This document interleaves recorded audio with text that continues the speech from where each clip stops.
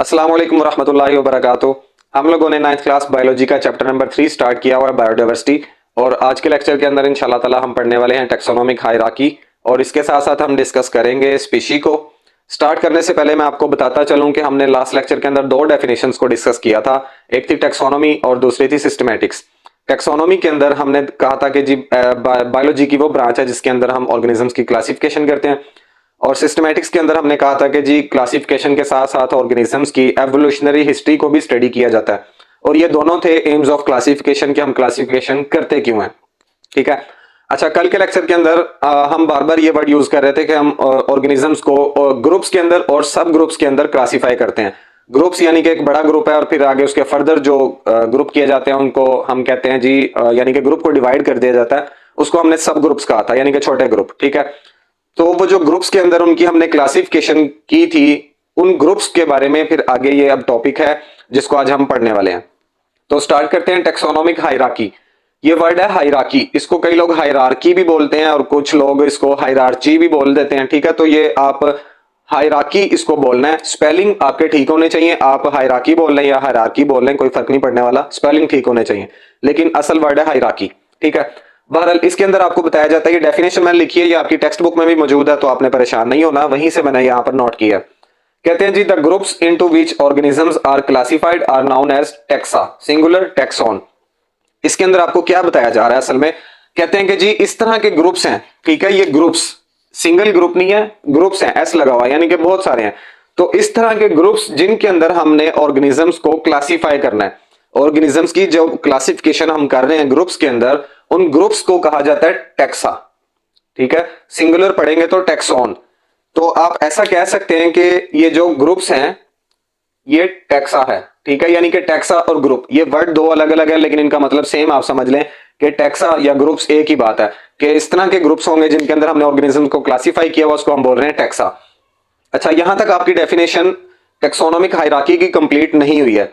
उसके बाद आती है बारी टेक्सा। यहां तक आपको टेक्सा की समझ आ गई होगी कि ग्रुप्स को हम टेक्सा बोल रहे हैं।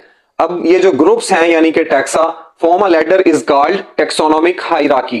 ये मैं एरो लगा रहा हूं, आपने प्रॉपर डेफिनेशन लिखनी है कि टेक्सा की आपको समझ आ गई है, हम ग्रुप्स को कह रहे हैं, फिर उन ग्रुप्स की वजह से एक दर्जा बंदी बन जाती है, उन ग्रुप्स की दर्जा बंदी हो जाती है कि सबसे बड़ा ग्रुप, उससे छोटा ग्रुप, उससे छोटा ग्रुप। ठीक है, तो इस दर्जा बंदी को, इस लैडर को, लैडर का मतलब होता है सीढ़ी, इंग्लिश में लैडर कहते हैं सीढ़ी को, तो ये जो दर्जा बंदी बनती है उसको हम कहते हैं टेक्सोनोमिक हायरार्की। और मुझे पूरी उम्मीद है कि आपको इस लाइन की समझ नहीं आई होगी, मैंने इसीलिए ये लाइन को, छोटी सी लाइन को अलग करके लिखा हुआ है। तो मैं अब आपको ये एक लाइन समझाने लगा हूं जिससे आपको पूरा टॉपिक आई होप के समझ आ जाएगा। ठीक है। अच्छा, अब यहां पर आप देखेंगे ये मैंने ग्रुप्स लिखे हुए हैं, kingdom, phylum, class, order, family, genus and species. ठीक है, ये ग्रुप्स हैं। तो अभी हमने पढ़ा कि हम ग्रुप्स, वो वाले ग्रुप्स जिनके अंदर ऑर्गेनिजम्स को क्लासिफाई कर रहे हैं उनको हम कह रहे हैं टेक्सा, और अगर सिंगुलर पढ़ेंगे तो टेक्सोन। तो अगर अब आप ये देखेंगे ये किंगडम है, ठीक है, किंगडम, ये अगर हम सिंगल ग्रुप की बात कर रहे हैं तो इसको टेक्सोन कहेंगे, और क्योंकि ये बहुत सारे ग्रुप्स हैं तो इनको हम पढ़ेंगे टेक्सा।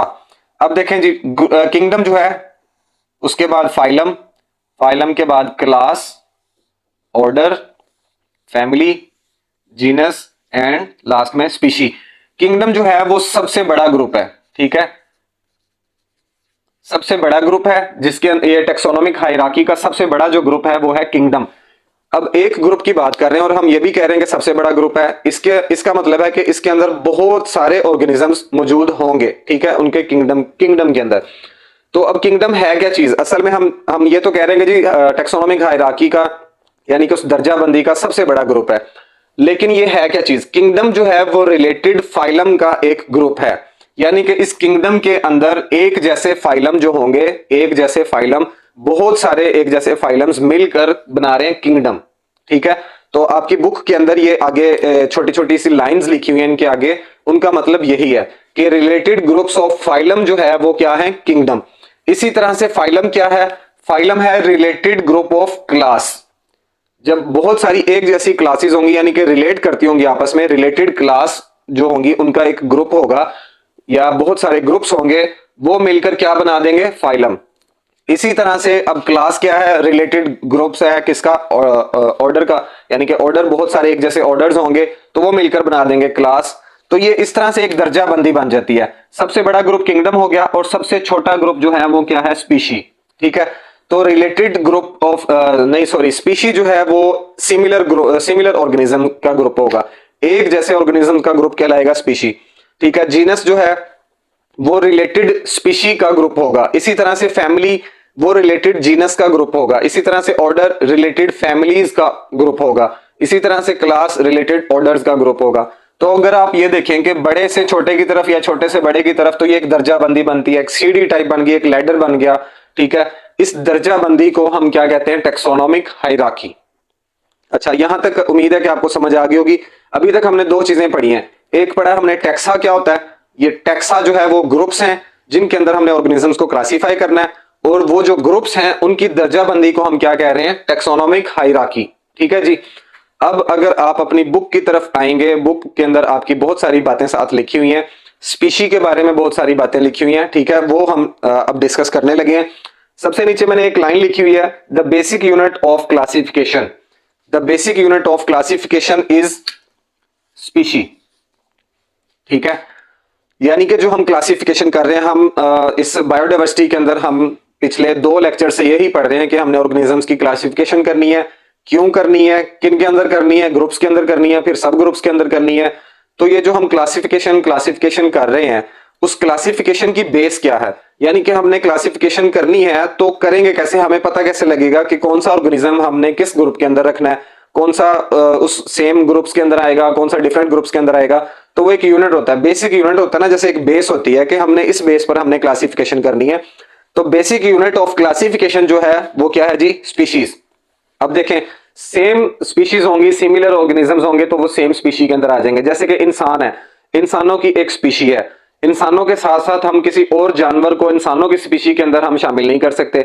इसी तरह से बिल्ली है, जैसे बिल्ली, उसके जैसी जितने भी ऑर्गेनिजम्स होंगे, यानी कि पूरी दुनिया के अंदर बिल्ली जैसे जितने भी ऑर्गेनिज्म होंगे वो क्या होंगे, ऑब्वियसली बिल्ली ही होंगे।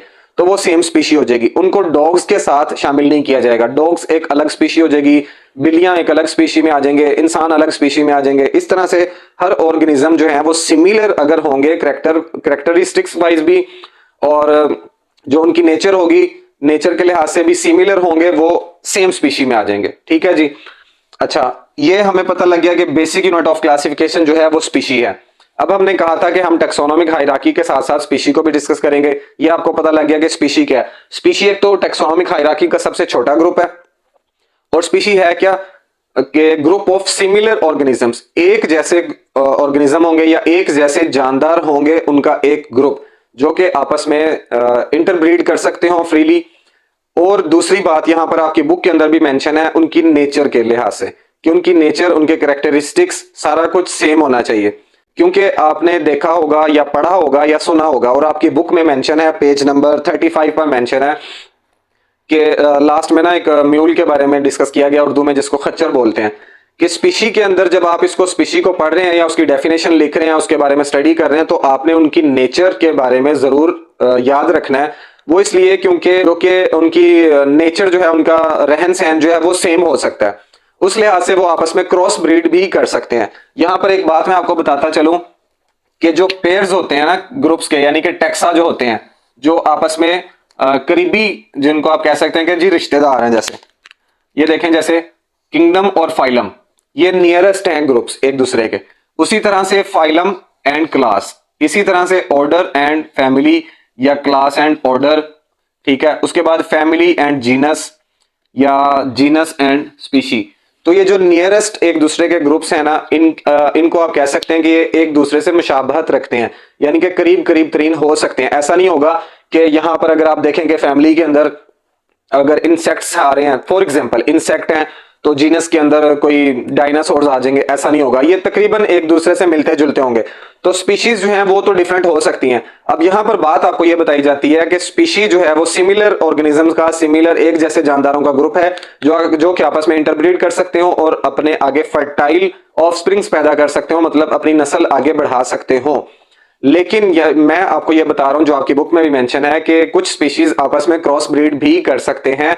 तो यहां पर आपको मेंशन करने की जरूरत है कि वो नेचर वाइज भी सेम हो, कैरेक्टरिस्टिक्स वाइज भी सेम हो, रहन सहन उनका अलग हो सकता है, लेकिन उनकी नेचर, उनके कैरेक्टरिस्टिक्स वो सेम होने चाहिए, तो वो सेम स्पीशी कहलाएगी। अदरवाइज क्या होता है कि क्रॉस ब्रीड भी होता है, लेकिन आगे से जो होने वाले ऑफस्प्रिंग्स होते हैं, यानी कि जो आगे होने वाली नस्ल होती है वो इनफर्टाइल होती है, यानी कि वो जो उनकी नस्ल पैदा होगी वो आगे अपनी नस्ल नहीं आगे बढ़ा सकेगी, वो फर्टाइल नहीं होते। ठीक है, यहां पर इस लेक्चर के अंदर मैं अब आपको रिवाइज करवा दूं कि हमने 3 चीजें पढ़ी हैं। पहला पढ़ा है हमने टेक्सा के बारे में। टेक्सा क्या होता है? ये ग्रुप्स हैं जिनके अंदर हमने ऑर्गेनिजम्स को क्लासिफाई करना है, और इन ग्रुप्स की दर्जाबंदी, यानी कि जो लैडर टाइप से एक स्ट्रक्चर बन रहा है, दर्जाबंदी इन ग्रुप्स की यानी कि टेक्सा की, उसको हमने कहा टेक्सोनोमिक हायरार्की। ठीक है, और क्लासिफिकेशन हमने इन ग्रुप्स के अंदर कर दी।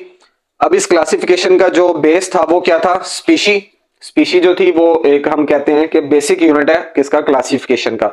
हमने इस बेस पर क्लासिफाई करना है इनको कि सिमिलर ऑर्गेनिजम्स हैं, हमने इनको इनके अंदर रख देना है। यानी कि जानवर है, अगर फॉर एग्जांपल जानवर है तो उनको हमने एनिमल्स के अंदर रखना है, कोई पौधे हैं तो उनको हमने प्लांट्स के अंदर रखना है, माइक्रो ऑर्गेनिजम्स हैं तो हमने उनको माइक्रो ऑर्गेनिज्म वाले जो ग्रुप है उसके अंदर रखना है। ठीक है, तो हमें पता लगता है स्पीशी की बेस पर कि घोड़ों को अलग ग्रुप में आ जाएंगे, बंदर अलग ग्रुप में आ जाएंगे, गधे अलग ग्रुप में आ जाएंगे, इंसान अलग ग्रुप में आ जाएंगे, तो ये स्पीशीज से हमें पता लगता है। ठीक है, उसके बाद हमने ये पढ़ ली दर्जाबंदी, ये 3 चीजें पढ़ ली, और हमने ये कहा कि किंगडम जो है वो रिलेटेड ग्रुप ऑफ फाइलम पर मुश्तमिल है, यानी कि ये आप इसी तरह से दर्जाबंदी कर सकते हैं कि जीनस जो होगा, बहुत सारे जीनस मिलकर क्या बना रहे हैं? फैमिली। इसी तरह से आप सो ऑन। ठीक है, ये 3-4 चीजें हमने आज के इस लेक्चर के अंदर पढ़ी हैं। उम्मीद है कि आपको समझ आ गया होगा।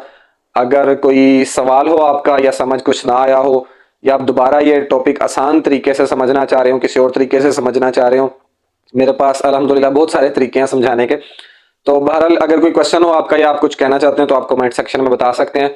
तो इंशाल्लाह ताला मिलते हैं नेक्स्ट लेक्चर के साथ, तब तक के लिए इजाजत दें। अल्लाह हाफिज।